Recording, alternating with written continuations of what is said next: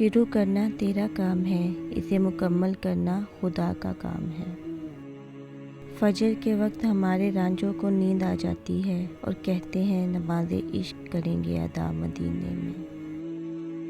ہزاروں سوچیں الجھاتی ہیں مجھے اور ایک سجدہ سلجھا دیتا ہے سب۔ نماز شیطان کی شکست اور مومن کی جیت ہے۔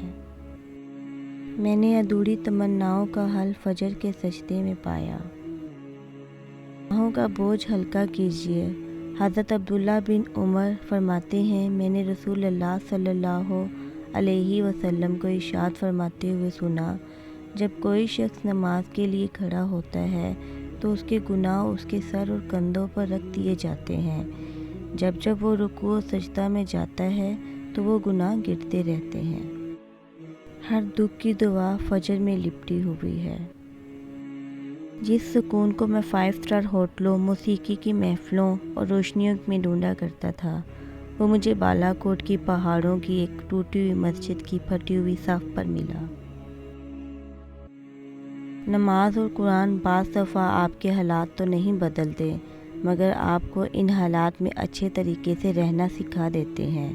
آزمائشیں صرف دین پر چلنے سے نہیں آتی، بلکہ جو آزمائشیں اور مصائب آپ کے لیے لکھ دیے گئے ہیں وہ آپ کو مل کر ہی رہیں گے۔